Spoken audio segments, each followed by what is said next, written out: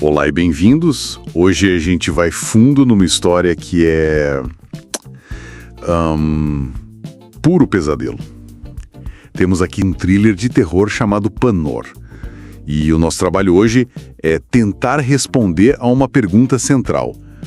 A protagonista, a professora Panor, ele é uma vítima buscando justiça ou ela se transforma num monstro maior que os agressores dela? Essa é a pergunta de 1 milhão, né? Porque os roteiros, eles não constroem um terror simples, de susto. Eles jogam a gente num drama psicológico, assim, brutal. Misturado com folclore, feitiçaria, para explorar justamente essa linha tênue. Exatamente. A história começa de um jeito quase banal, sabe? Uma obsessão de um jovem, mas o buraco é muito mais embaixo. Tudo começa com esse jovem da vila de Banã, o Prem. Ele está completamente fixado na professora Panor. Logo na primeira cena dele com o amigo Robert, ele já solta: "Um dia eu vou ter a professora Panor nos meus braços." E a resposta do Robert já é um prenúncio, né? Total. Ele fala: "O caminho para aquela casa é mais perigoso do que você imagina." Não é um aviso de amigo, é quase uma profecia. E essa obsessão não fica só na cabeça dele, escala para uma violação direta, quando ele invade a casa dela e rouba uma escova de cabelo. Isso. E ele fala para si mesmo algo como: "Um fio seu já é o bastante. O resto eu tomo depois." É sinistro. O que eu acho interessante aí, do ponto de vista do roteiro, é como eles usam um ato que parece pequeno... Fio de cabelo. Exato, um fio de cabelo, para iniciar uma catástrofe gigantesca. Porque esse fio de cabelo vai parar na mão de um bruxo local, um homem chamado Porn. E aí a coisa fica feia de verdade. Aí sim, a gente entra no território da magia simpática, que é super clássica no horror. Certo. A ideia é que você pode afetar alguém através de um objeto que esteve em contato com a pessoa. Como o cabelo. Como o cabelo, um pedaço de roupa. É uma conexão direta. Aí o bruxo, o Porn, usa esse fio num boneco de argila e faz um ritual com um cântico em latim. Ignis de Profundis. Isso. Que significa o que exatamente? Imagino que não tá lá só pra soar macabro. Não, de jeito nenhum. Significa algo como o fogo das profundezas. É uma invocação. O roteiro tá dizendo que ele não fez uma reza qualquer. Ele tá chamando algo. Algo primordial, antigo, sabe? Muito maior do que ele pode controlar. Exatamente. E o próprio Porn parece saber disso. O aviso que ele dá pro Prenny é a tese da história toda. Qual era mesmo? Uma vez que se convida o escuro pra dentro, ele não parte. Ele permanecerá com você até o dia da sua morte. Nossa. O feitiço não é uma ferramenta, é um passageiro que não vai mais embora. E o resultado é imediato. É. Devastador. Pantar tá andando pela vila e, do nada, uma força invisível joga ela no chão. E arrasta ela na frente de todo mundo. É uma humilhação pública violenta. E a reação das pessoas não é de pena, né? Não, é de medo. Eles gritam que ela tá amaldiçoada, que tá possuída. Em uma única cena, ela perde tudo. Perde a dignidade e vira uma pária. E essa cena é fundamental. O horror pra Panor não começa com o demônio, começa com os vizinhos dela. Verdade. O feitiço a torna vulnerável, mas é a comunidade que a condena sem nenhum julgamento. É esse isolamento que prepara o terreno pra tragédia maior. E que tragédia, porque os roteiros dão um salto de 2 anos. E a gente vê os personagens se reencontrando e a tensão no ar é absurda. Mas para entender essa tensão, a gente precisa voltar. Voltar para a noite da tempestade, 2 anos antes. E o que os flashbacks revelam é... perturbador é pouco. É o coração da história. Se o feitiço foi o gatilho, essa noite foi a bala. A estrutura dos roteiros é muito inteligente aqui, porque eles mostram o resultado antes da causa, né? Sim, a gente sente a tensão por 2 episódios sem saber o porquê, e quando o flashback vem... o impacto é muito maior. É brutal. Naquela noite, o Prein invade a casa da Panor de novo, ele a encontra na cozinha só de toalha e ataca ela. A fala dele é puro sadismo. Relaxe, professora. Nossa noite está apenas começando. Só que a primeira grande virada do roteiro é que ele não estava sozinho. E essa revelação muda tudo. Tudo. O Niran, que no tempo presente é mostrado como um amigo leal, quase uma figura de apoio, Ele também estava lá. não só estava lá, como participou ativamente.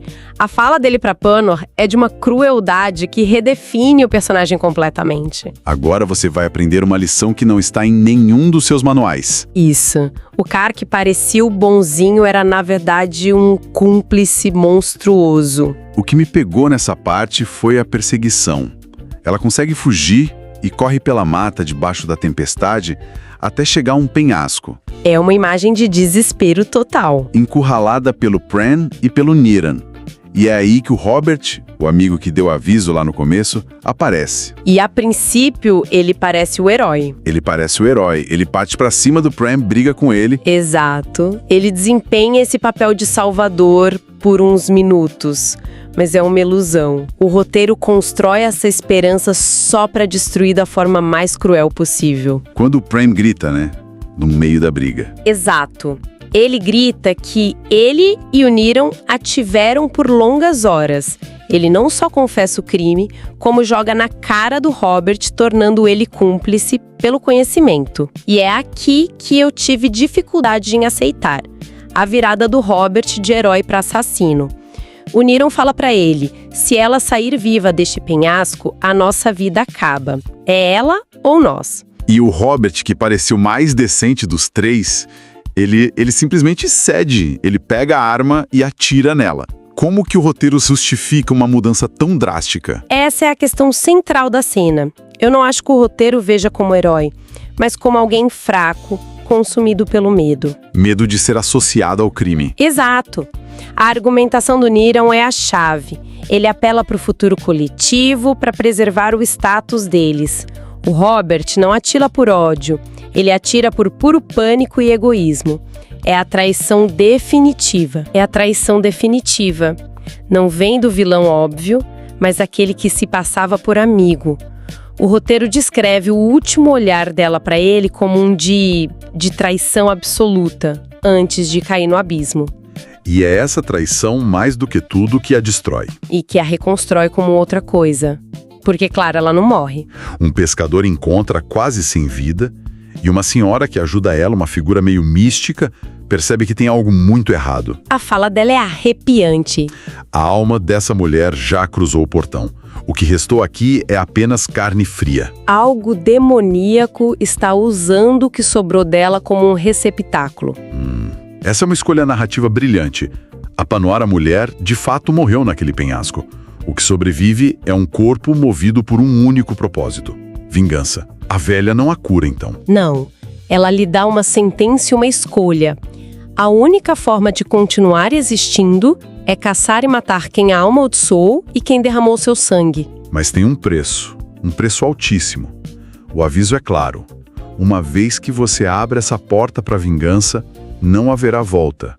Você deixará de ser humana para se tornar o próprio castigo. Ela não vai buscar justiça, ela vai se tornar a punição. Exatamente. E a primeira prova disso é o que ela faz com o bruxo, o Porn.